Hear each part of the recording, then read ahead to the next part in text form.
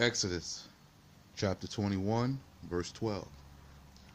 Whosoever smiteth a son or a daughter of Israel so as to cause death shall be put to death with the sword. But he who did not attack him, but mischance from before Yahweh befell at his hand, I will appoint thee a place where he may flee. But if a man come maliciously upon his neighbor to kill him with craft, though the priests are ministering at my altar, thence thou shalt take him and slay him with the sword. So, here's this next judgment. Now, this is built upon the premise of the commandment of thou shalt not be murderers. Not thou shalt not kill, but thou shalt not be murderers. So, we have this next commandment, and it says, if anyone kills a son or daughter of Israel. Now, so as to cause death, he shall be put to death with the sword. So this is for law keepers in the land.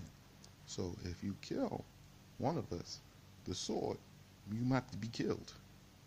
Period. But he who did not attack them, but by accident, by mischance, from before Yahweh, befell him at his hand.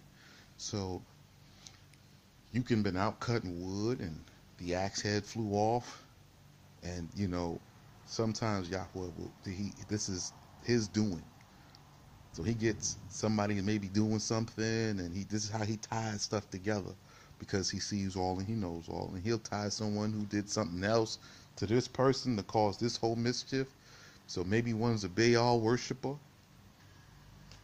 So you worship a Baal, your axe handle flies off and kills another dude by accident, and he's also maybe a Baal worshiper. Now you gotta flee, you know what I'm saying? And he's dead, and so you run off to the place of sanctuary. But these are for you outside the box thinking brothers. I can help cause an accident. That is to be malicious upon his neighbor and to kill him. It says, because when you get to the place of sanctuary, you have to go to the priest and confess and repent. And we'll get there. We're going to get to that. That's coming up. I haven't gotten there yet.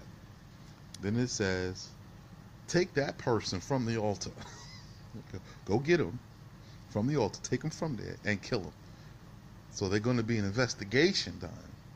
And when they see, no, this was a setup, then we are going to now take this person from the altar, and you're going to kill him, because that's what the law commands us to do. This person is a murderer, you see, because he's killed a neighbor with craft.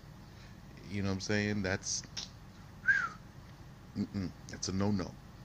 So now we're building upon these judgments. Okay? Next. And he who wounded his father or his mother shall die by strangling. That's pretty cut and dry. So, your son is rising up in your house with disrespect, and, he at that little teenagery age. This is how you stamp that out. He says, if he causes you harm, strangle him to death. The old saying goes, I brought you in this world, I take you out. But in keeping the law, that becomes a stark reality. And everyone likes to say the compassion thing. The compassion is for the one who was hurt, the one that is who's right, who's in the right. So the father gave a command, the father's in the right.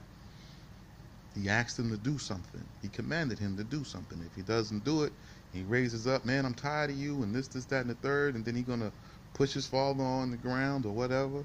It says, get him. You hear the story, we're going to do an investigation, and we find out what the deal is, strangle him. And no, women, you can't protect him. You can't protect your son. over the husband. Now, that's a hard pill to swallow. So I'm going to take my time now, and I'm going to get ready to come back with the next segment of the law.